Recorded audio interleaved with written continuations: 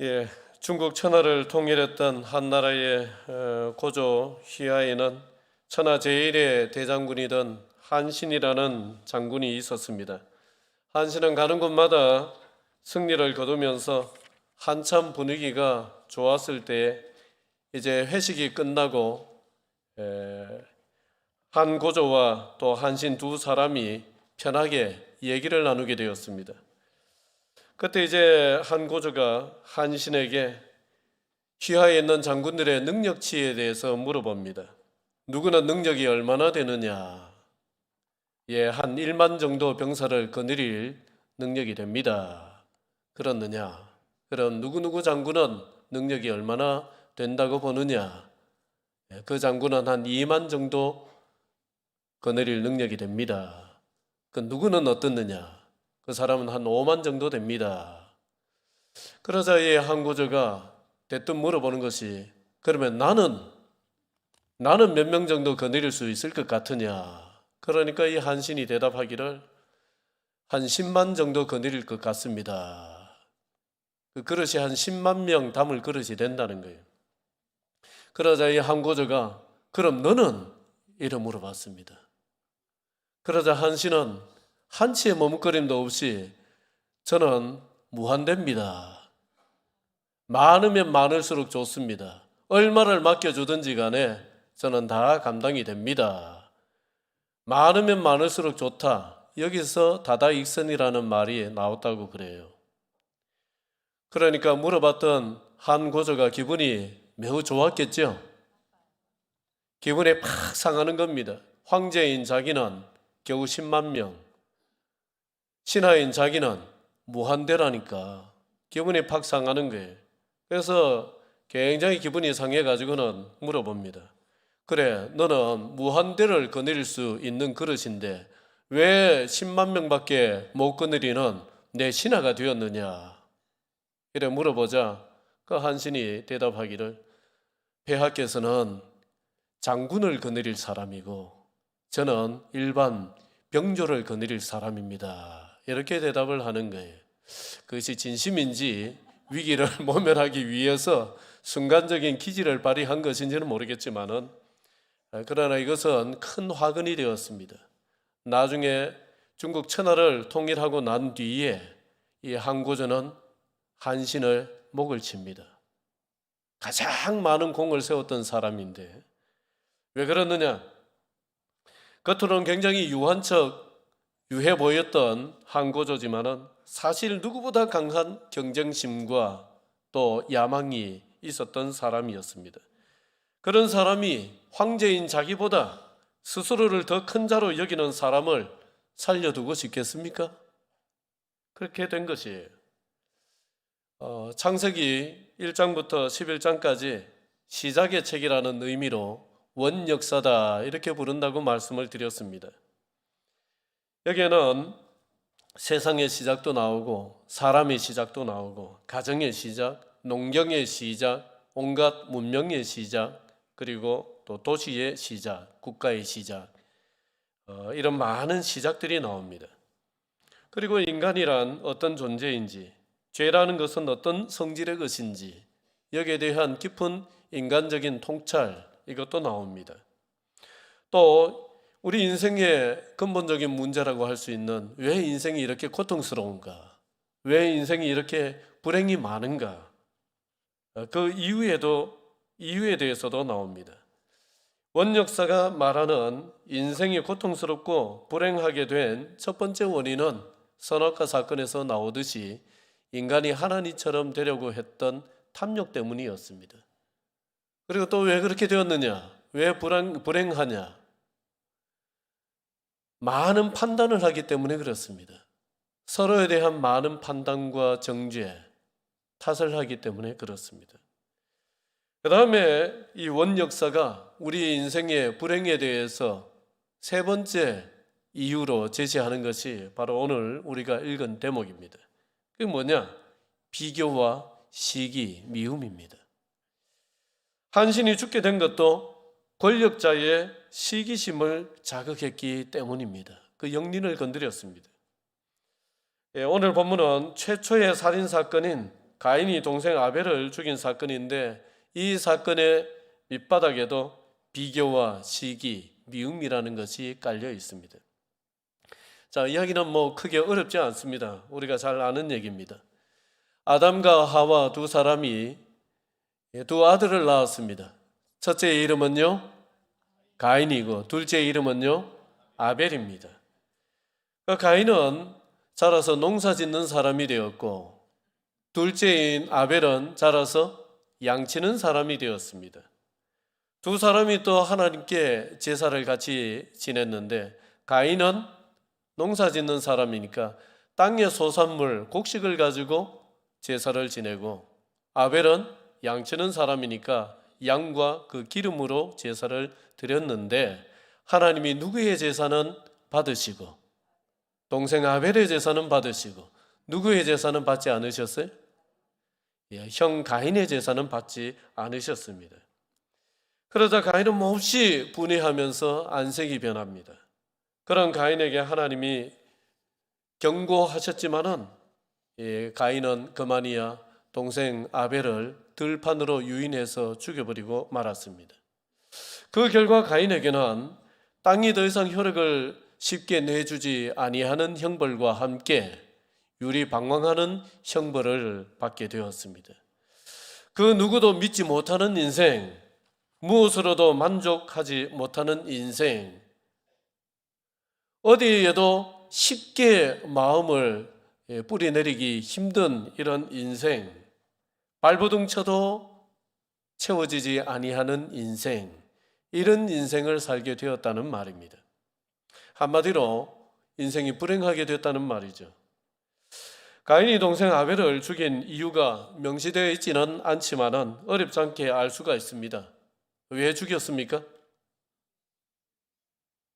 시기와 질투, 또 미움, 이것 때문에 죽였죠. 하나님이 동생의 제사는 받으시고 자기 제사는 받지 않으시자 동생을 미워하고 시기한 것입니다.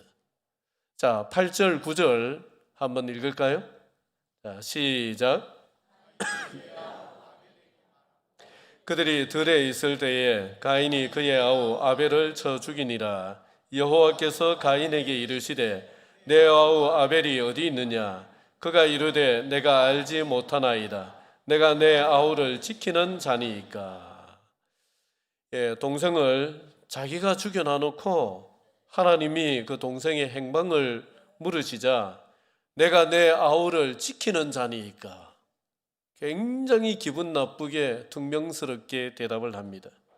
이 말 속에는 두 가지가 들어 있습니다. 첫째는 동생을 향한 사무치는 미움과 시기심, 이게 깔려 있습니다. 또 하나는요, 동생의 제사는 받아주시고 자기 제사는 받지 않으셨던 하나님을 향한 서운함, 섭섭함, 이게 여기에 동시에 깔려 있습니다. 미움이 비교를 낳고 비교가 시기를 낳습니다. 이 미움과 비교가 가인을 불행하게 만들었고 오늘날 인생을 사는 우리들도 충분히 불행하게 만들 수 있습니다.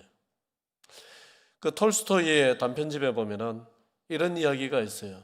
옛날 어느 한 마을에 농부가 둘이가 이웃하며 살았는데 한 사람이 굉장히 착해요. 한 사람 좀 안 착해요. 안 착한 사람은 항상 다른 사람을 보면서 트집을 잡고 시기하고 질투하고 어쨌든 다른 사람 안 되기를 바라고 이렇게 삽니다. 어느 날 하나님이 두 사람에게 찾아오셔가지고 내가 너희들에게 은혜를 베풀려고 하니 원하는 것이 있으면 말을 해보아라 그러셨어요. 그런데 뒤에 단서가 있습니다. 그 단서가 뭐냐? 너에게 해주는 것 2배로 네 이웃에게 해준다는 것이 단서였습니다. 그래서 저에게 하나님 이만큼 복을 주세요 이러면은 옆에 있는 사람은요 그 2배의 복을 주는 거예요. 그게 하나님의 단서 조건이었습니다. 그러자 그 착한 농부는 굉장히 기분이 좋아 막 아이고 좋다 뭘 구할까 이러는데 옆에 못된 농부는 아주 진지하게 심각하게 고민을 오랫동안 하더니만은 하나님께 먼저 구합니다. 뭐라고 구하느냐? 하나님, 제 눈 하나를 빼주세요. 자기 눈 하나를 빼면은 이 사람은요, 눈 두 개를 다 빼야 되는 거예요.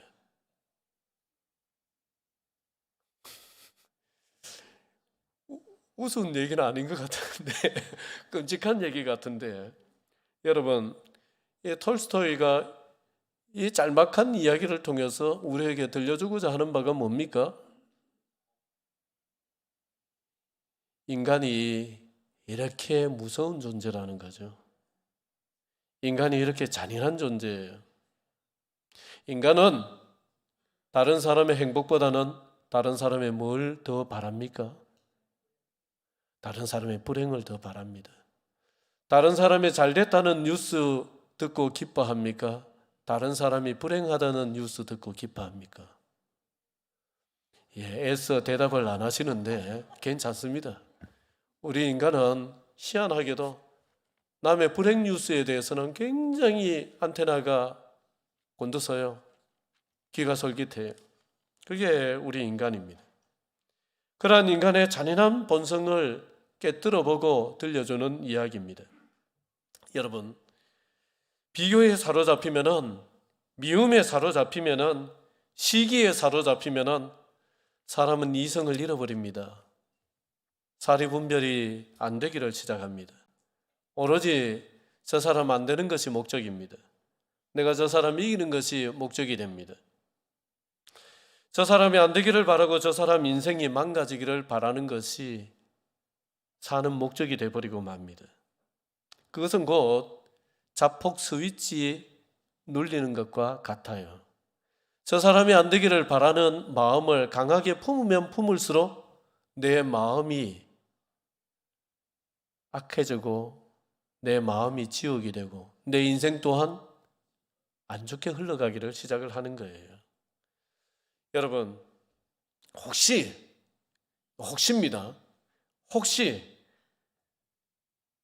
끊임없이 신경 쓰이는 사람, 좋아서 신경 쓰이는 사람이 아니라 내가 싫어하면, 내가 미워하면 굉장히 그 사람에게 신경이 쓰입니다. 누가 그 사람 칭찬하면 굉장히 듣기가 불편합니다. 누가 그 사람 욕하면 굉장히 통쾌합니다. 그렇게 신경 쓰이는 사람이 혹시 있다면, 그런 사람이 혹시 있다면, 여러분, 그거 그냥 가지고 살지 마시고 그걸 하나님 앞에 가지고 나가세요. 그걸 하나님 앞에 가지고 나가서 솔직하게 고백하고 내 마음이 어떠한지를 고백하고 그걸 하나님께 아뢰시기를 바랍니다. 찾아가서 얘기를 할 수 있다면 가장 좋겠지만은 그게 어른은 잘 안 돼요. 어른은 잘 안 돼요. 아직 나무가 어린 나무 이렇게 휘어도 휘어질 그 정도의 나무였을 때는 모양을 바꾸는 게 가능하지만은 이미 나무가 다 자라서 굳어버리면은 잘 안 되듯이 우리 사람도 이미 어른이 되면은 이게 굉장히 어려워요. 그러면 찾아가지는 못한다 할지라도 하나님 앞에 나가서 기도하면서 마음으로는 용서를 하시고 마음으로는 푸시기를 바랍니다. 왜 그래야 되느냐? 그렇게 해서 어디까지 기도하고 어디까지 풀어야 되느냐? 그 사람 얘기 누가 해도 별로 신경이 안 쓰일 정도가 될 때까지 해야 됩니다. 그래야 내가 거기에서 풀리는 거예요. 그래야 내가 거기서 벗어나는 것입니다. 그럴 때에 내 인생이라는 그릇에 하나님의 은혜와 복이 쌓이기를 시작을 해요. 가인이 동생을 죽이고 자신도 유리방황하는 불행에 빠지게 되었는데 그걸 면할 수도 있지 않았겠는가? 면할 수도 있었을 겁니다. 그 단서를 우리가 보게 되는데 여러분 6절, 7절이에요. 같이 읽겠습니다. 시작. 여호와께서 가인에게 이르시되 내가 분하여 함은 어찌 됨이며 안색이 변함은 어찌 됨이냐. 내가 선을 행하면 어찌 낯을 들지 못하겠느냐. 선을 행하지 아니하면 죄가 문에 엎드려 있느니라. 죄가 너를 원하나 너는 죄를 다스릴지니라. 동생의 재산은 연락되고 자기 재산은 연락되지 않자 가인은 몹시 분해하면서 안색이 변하였습니다. 그런 상태로 죄를 지을까 봐 하나님이 찾아오셔가지고 가인에게 경고하신 대목인데, 그 대목 중에 이런 말씀을 하시죠. 네가 선을 행하면 어찌 낯을 들지 못하겠느냐. 이게 무슨 말씀이냐. 하나님이 가인의 제사는 받지 않으시고 아벨의 제사를 받으신 이유, 가인의 제사를 받지 아니하신 이유, 그 이유가 뭐냐? 네가 선을 행하면은 어찌 낯을 들지 못하겠느냐. 네가 선을 행했다는 겁니까? 안 행했다는 겁니까? 선을 행하지 않았다는 것입니다. 달리 얘기를 하면은, 좀 더 풀어서 얘기를 하면은, 가인의 제사를 왜 받지 아니하시느냐? 가인은 하나님이 받으실 만한 삶이 되지를 못했습니다. 그 사람의 삶 자체가 하나님 앞에 선한 것이 없었어요. 악하였습니다. 그래서 하나님이 받지를 않으신 것이고, 아벨의 제사를 받으신 이유는요, 역으로 생각하면 되겠죠. 아벨의 삶은 하나님이 받으실 만한 선한 삶이었습니다. 그래서 그의 제사를 받으신 거예요. 어떤 사람들은 아벨은 양으로 제사를 지냈기 때문에 피가 있는 제사를 드려서 하나님이 받으셨고, 가인은 곡식 제사이기 때문에 피가 없는 제사여서 하나님이 받지 않으셨다, 이래 설명을 하기도 하는데 그것은 조금 문제가 있는 해석입니다. 성경에 보면은 제사에 여러 가지 종류가 있는데 그 중에 곡식 제사가 없나요? 있나요? 있습니다. 곡식으로 드리는 제사가 있습니다. 소제라는 제사가 있어요. 그러니까 곡식 제사 가능한 것이고 그것도 제사의 한 방법입니다. 특히 가난한 사람들은, 짐승을 잡을 만한 능력이 안 되는 사람들은 소제를 드렸어요. 그래서 그것은 타당한 해석은 아닌 것 같습니다. 오늘 4절과 5절에 보면은 더 분명한 이유가 거기에 나옵니다. 자, 4절과 5절 다시 한번 같이 읽어볼까요? 자, 시작. 아벨은 자기도 양의 첫 새끼와 그 기름으로 드렸더니 여호와께서 아벨과 그의 제물은 받으셨으나 가인과 그의 제물은 받지 아니하신지라. 가인이 몹시 분하여 안색이 변하니. 여기에 정확한 힌트가 들어있어요. 제사만 언급하지 아니하고 거기에 앞에 무엇을 언급하고 있습니까? 다시 띄워주시겠어요? 무엇을 언급하고 있어요?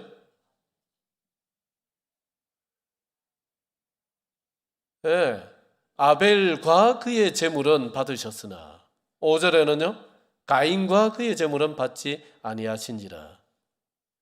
그러니까 하나님께서는 제사만 받고 안 받고가 아니라 그에 앞서서 무엇을 먼저 받고 안 받으시느냐?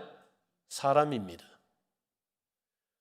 아벨은 하나님이 받으실 만한 삶을 살았어요. 그래서 아벨은 받으시고 아벨의 제사도 받으십니다. 그러나 가인은 하나님 보시기에 선을 행하지 아니하고 악하게 살았습니다. 그러나 하나님께서 그를 받으실 수가 없지요. 그리고 그의 제사 또한 받으실 수가 없습니다. 자, 우리도 마찬가지입니다. 이 예배라는 것은 우리가 여기 와서 예배드리지만은, 자주 제가 말씀을 드리고 강조하는 바지만은, 이 예배는 삶을 드려야 됩니다. 지난 한 주간의 삶을 여기에 담아서 드리는 것이 예배입니다. 그래서 삶이 곧 예배고, 여기서 예배를 드렸다면은 나가서 일주일 동안 사는 것을 어떻게 살아야 되느냐? 여기에서 예배 드리듯이 살아야 됩니다. 그게 예배가 되도록 살아야 됩니다. 그래서 삶이 예배가 되는 것이고 예배가 곧 삶으로 이어지는 것, 이게 성경의 예배, 제사의 원리입니다. 그래서 하나님이 받고 안 받고 하셨습니다.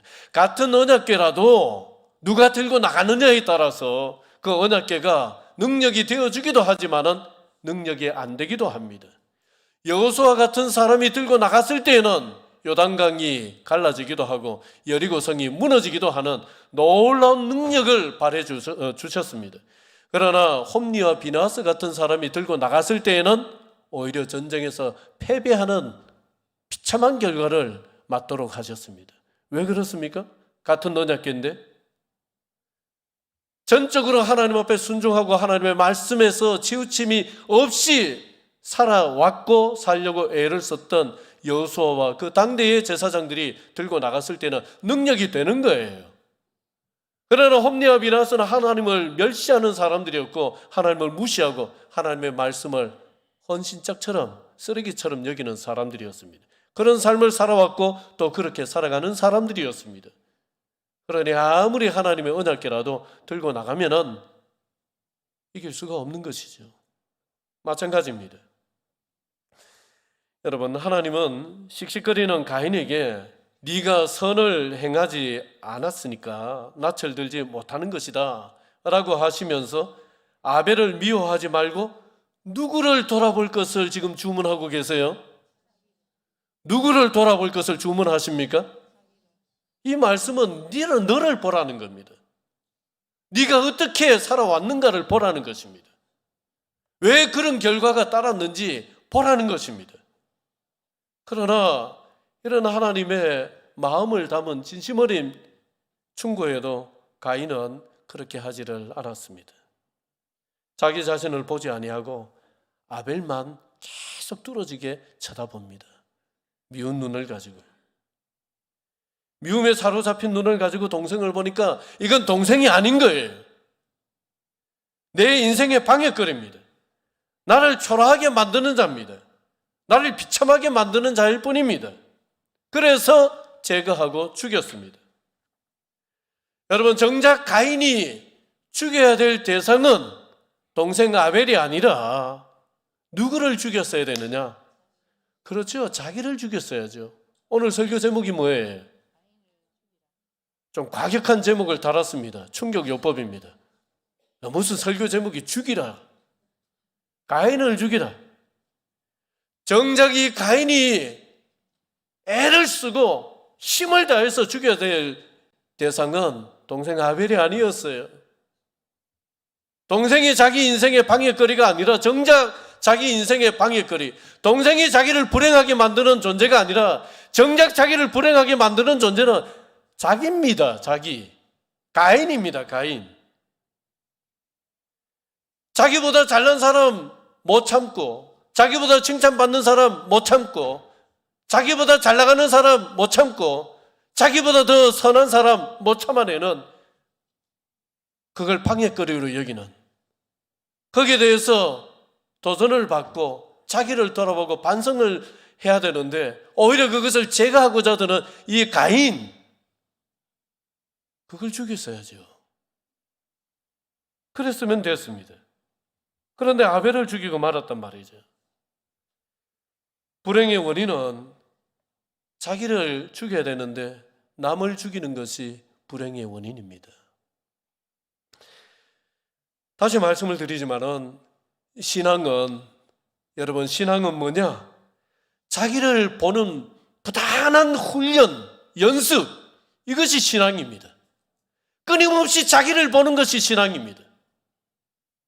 자기를 보지 못하는 사람은 교회를 10년, 20년, 30년을 다녔어도 아직 진정한 신앙의 세계에 한 발도 들어가지 못한 사람이에요. 내 안에 도사리고 있는 그 가인을 여러분 보시기를 바랍니다. 다윗과 사울 이야기를 우리가 읽을 때마다 우리는 너무 쉽게 다윗에게 감정이입을 해서 사울이 나쁜 놈, 어리석은 자, 그래서 다윗을 편들면서 읽지만은 정작 우리 속에는 다윗보다는 사울의 모습이 더 많이 있을 수가 있습니다. 사울에 더 가깝게 살 때가 더 많을 겁니다. 그래서 우리는 신앙생활을 하면서 그 신앙의 힘으로서 무엇을 해야 되느냐? 내 안에 살고 있는 이 가인, 내 안에 살고 있는 이 사울, 이걸 찾아내어서 이걸 죽여야 됩니다. 그러면은 내 인생에 찾아오는 불행을 돌려보낼 수가 있습니다. 오다가 아유 아니네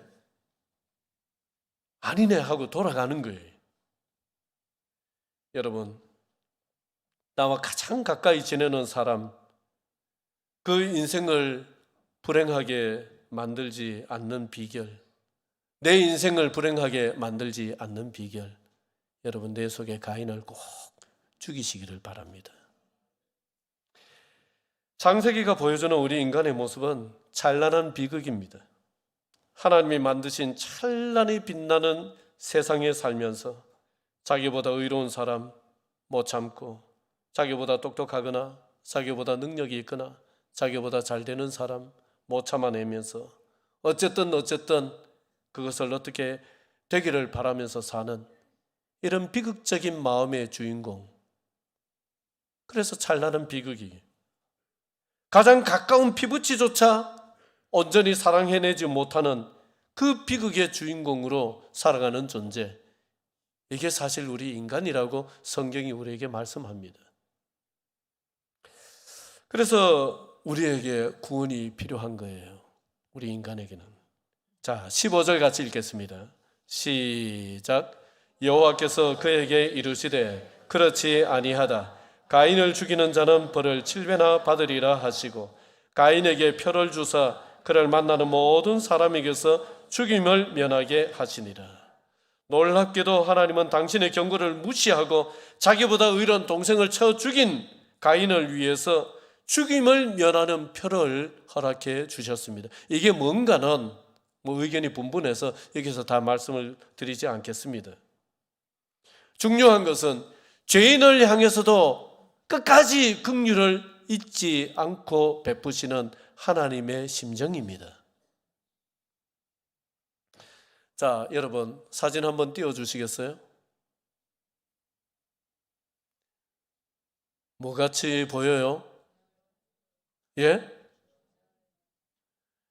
야, 13세 소년, 소녀의 마음을 가지신 분들이 아직 여기에 계시네요. 별처럼 보여요? 예, 별을 찍은 겁니다. 65km 밖에서 우리 지구별을 찍은 사진입니다. 보이저 1호가 태양계 거의 끄트머리까지 가서 지구를 찍어서 지구에 전송해 온 사진입니다. 지구가 뭐같이 보입니까? 별처럼 보이는 게 보이죠? 먼지처럼 보이지 않습니까? 먼지 같은 거예요. 이 사진을 찍는 프로젝트를 추진을 했던 미국 코넬 대학교 유명한 그 천문학자죠. 코스모스라는 책을 썼던 칼 세이건 박사. 그 칼 세이건 박사가 이 사진을 가지고 이런 얘기를 했습니다. 이 조그마한 점이 우리가 사는 집이다. 이 안에 지금까지 존재했던 모든 인류가 한 사람도 빠짐없이 여기에 살았다.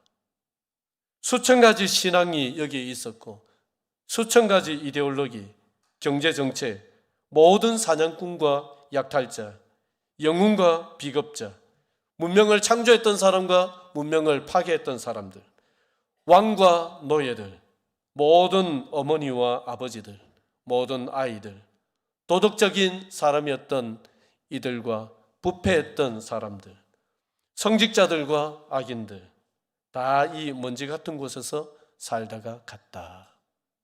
그러면서 굉장히 마음에 와닿는 얘기를 또 이렇게 합니다. 이 먼지의 일부분을 잠깐 차지하고자 황제들과 장군들은 수많은 사람들을 죽였다. 그 피가 강과 같이 흐르도록 하였다. 여러분, 저 먼지 일부분을 잠깐 이 우주 시간에 비하면 정말 찰나와 같은 시간 아닙니까? 잠깐 차지하려고 얼마나 아둥바둥거리고 얼마나 또 남을 이기고 짓밟아야 되고 시기하고 질투하고 살아갑니까? 이게 우리 인간입니다. 우리는 저 먼지 같은 지구별 위에서 잠깐 살다가 갑니다. 사랑하고 살기에도 짧은 인생입니다. 그런데 얼마나 많은 시간을 미워하고 시기하고 남 안 되기를 바라면서 스스로의 불행의 씨앗을 뿌리고 그 열매를 고통스럽게 거두어들이면서 그렇게 이 짧은 한평생을 살다가 가는지, 여러분 이거 한번 묵상해 보면 너무나 가슴 아픈 일이에요. 너무나 안타까운 일이에요. 왜 우리가 이렇게 살아야 됩니까? 이렇게 살지 않는 분들은 죄송합니다. 왜 우리 인간이 이렇게 살아야 됩니까? 왜 수많은 사람들을 지금도 그 짧은 시간 더 많은 권력을 가지고자, 그 짧은 시간 더 많은 것을 가지고자 왜 전쟁을 일으키고 왜 사람들을 짓밟고 왜 피를 흘리면서 우리가 이렇게 살아야 됩니까? 너무나 안타까운 비극입니다. 여러분, 인생은 긴 것 같아도 너무나 짧습니다. 내 속에 가인의 본성을 쫓아서 살기에는 너무나 아까운 시간입니다. 이제 누군가는 겨우 1년 남짓 인생이 남았습니다. 여기 우리들 중에 어떤 이는 한 5년 인생이 남았습니다. 많은 분들은 죄송하지만은 10년 채 남지 않았습니다. 어떤 이들은 아직 한 40년, 50년 남았겠죠. 여러분, 이 아까운 시간을 이제 사랑으로 채우시기 바랍니다. 누구를 미워하거나 누구를 시기하거나 누군가 안 되기를 바라거나 그렇게 살기에는 우리의 남은 시간은 너무나 아깝습니다. 너무나 순식간에 지나갑니다. 아직도 기력이 조금이라도 남아있을 때에 한 번 더 사랑하고 한 번 더 은혜를 베풀고 긍휼을 베풀면서 하나님의 백성으로 살아가시기를 주의 이름으로 축원드립니다. 기도드리겠습니다.